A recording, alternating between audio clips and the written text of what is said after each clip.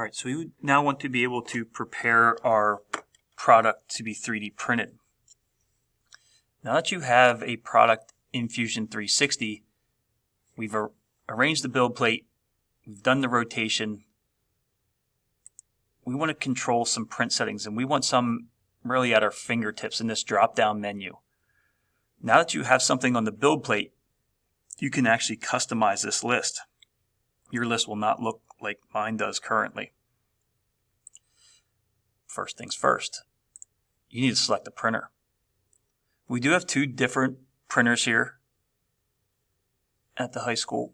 We have Replicator Pluses and we have Replicator 5th Gens. The only real difference between the two is there is a slight difference in build volume. If you looked at them from a distance, you really wouldn't notice a difference between them. Just to start off, we're going to go to the 5th Gen. So what we need to do, you will have the option to add a printer here. When you go to add a printer, your list will look different than mine because I already have mine added. You want to select a non-connected printer, a unconnected printer.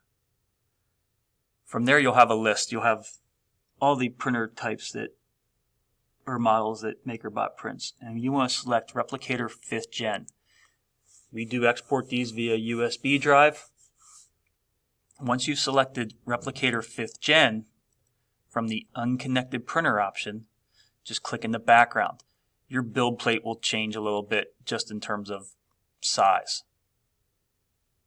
So you have to select a printer before adding the settings. For the settings, your list will be much shorter. We do not need to control every single setting within the printer, but there are a couple that we do want. All of them have a Smart Extruder Plus.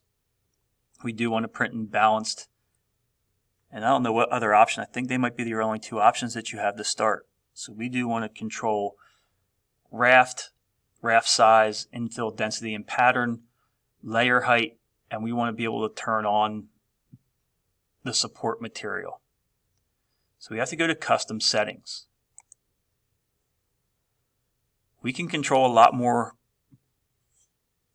but a lot of times we don't want to. We don't mess with too many other settings. We can always come and change individual settings, but these are ones we want at our fingertips. Under quick settings, you have the option to hide and show. Well, base layer, we want to show that, and I understand that this is a little confusing. This now says show. If I select it, it is now in this drop-down menu list. Layer height. This is one that I want to have shown. So I pick show. Yes, the text turns to hide, but now it is listed in here. And infill density. This is one that we want to be shown. So if everything's correct, it will say hide when you're done. Number of shells, we do not change this very often.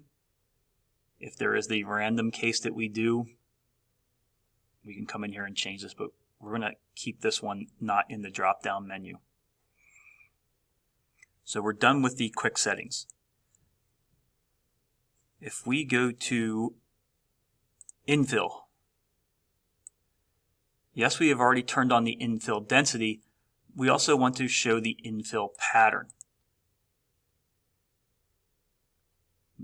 9 times out of 10, we're using diamond or linear. There may be the few chances where you use hexagonal, but diamond and linear are the two quickest. There is a slight change between them.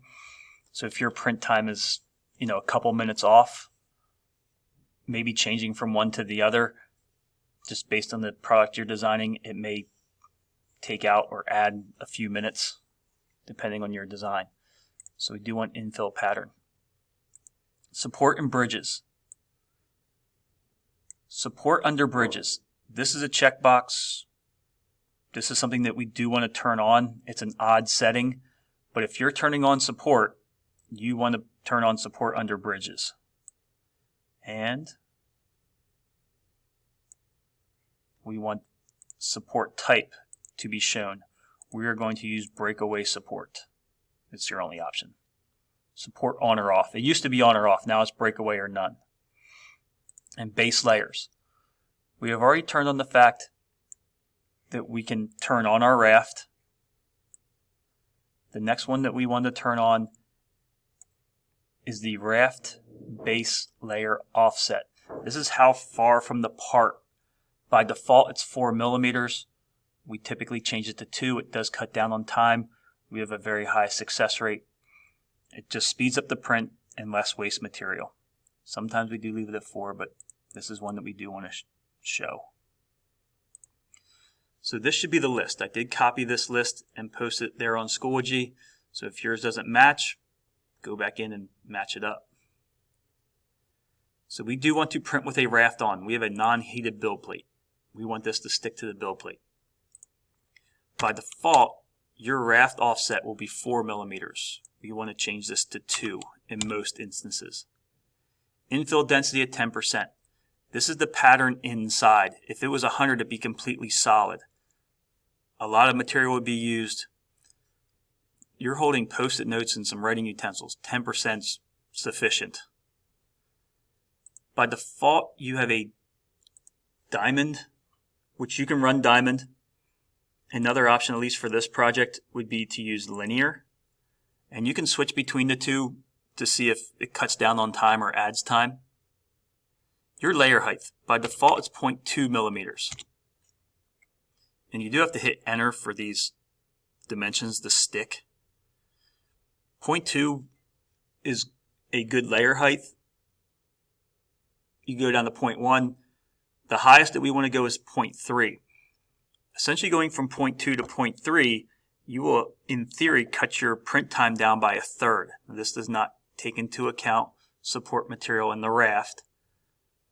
But for the product, if I go to a 0.3 millimeter layer height, it will essentially cut my time down by 1/3.